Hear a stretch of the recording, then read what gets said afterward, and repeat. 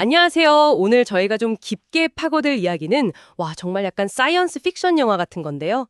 바로 우리가 머릿속으로만 하는 말 했잖아요. 내면 발화.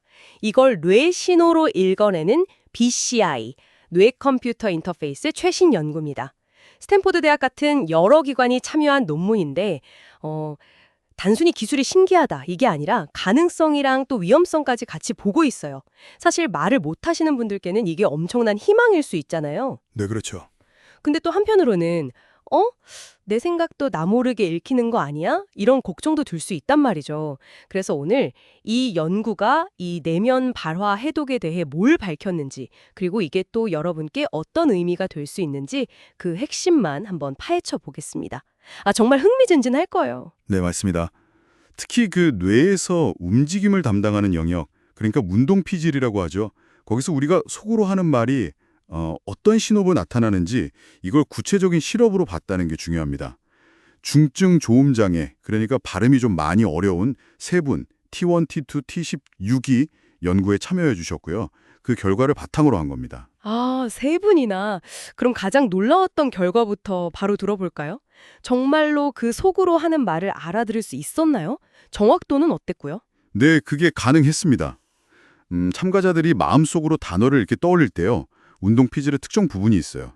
특히 말하기랑 관련 깊은 복측 전중심회라는 곳의 아래쪽 I6V하고 중간 OOB 영역, 거기서 꽤 뚜렷한 신호가 잡혔고 이걸 실시간으로 해독해낸 거죠. 실시간으로요? 와. 네, 그냥 되네 수준이 아니라 예를 들어 한 참가자 T6는 다른 사람이 말하는 걸 듣고 있을 때 그 단어가 뭔지 맞추는 정확도가 무려 94.3%였어요. 참가자 T12는요.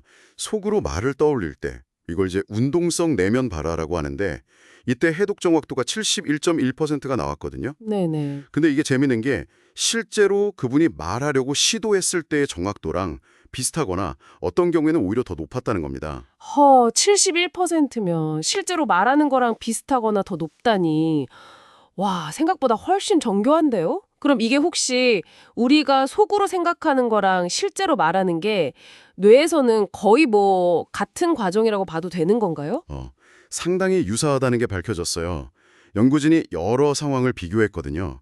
실제 말하기 시도, 아니면 입모양만 흉내내는 거, 또 속으로 상상하기, 듣기, 조용히 읽기 같은 거요. 네네. 그랬더니 같은 단어에 대한 뇌신호 패턴이 이게 어떤 방식으로 발화됐는지랑 거의 상관없이 놀라울 정도로 비슷했다는 거죠.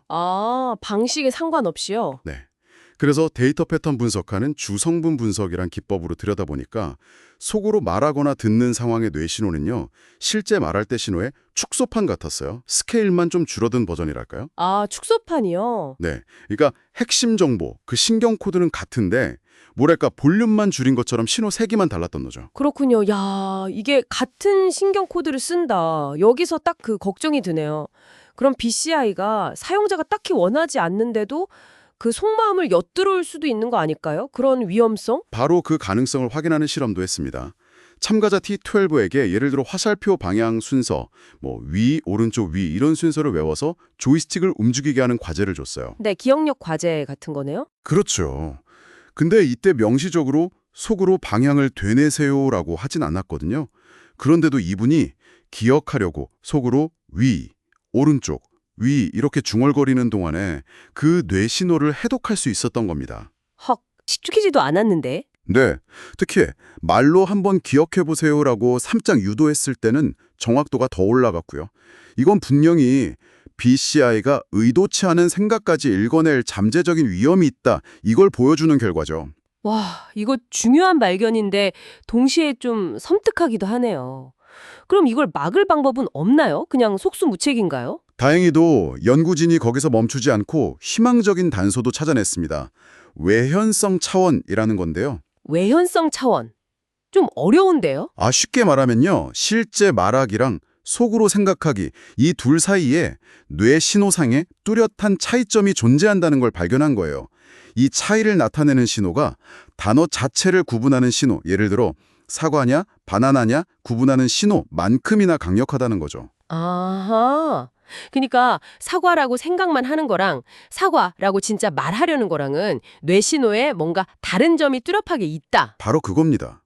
그래서 이걸 기준으로 이 신호는 진짜 말하려는 거구나. 이건 그냥 속생각이구나 하고 구분할 수 있는 가능성을 본 거죠. 이야, 그럼 그 차이점을 BCI가 학습하게 하면 성마음은 좀 무시하도록 훈련시킬 수도 있겠네요. 정확합니다. 그래서 연구진이 순환신경망 RNN이라는 AI 모델을 훈련시킬 때 아주 영리한 방법을 썼어요. 이미지 침묵, 이미지 사일런스드 전략이라고 하는데요. 이미지 침묵, 상상은 침묵시킨다. 네, 그런 셈이죠. AI한테 이렇게 가르치는 거예요. 실제로 말하려는 신호가 들어오면 그건 글자로 정확하게 바꿔줘. 그런데 속으로 생각만 할 때 나오는 비슷한 신호는 그냥 아무것도 없는 침묵, 사일런스로 처리해버려. 이렇게요.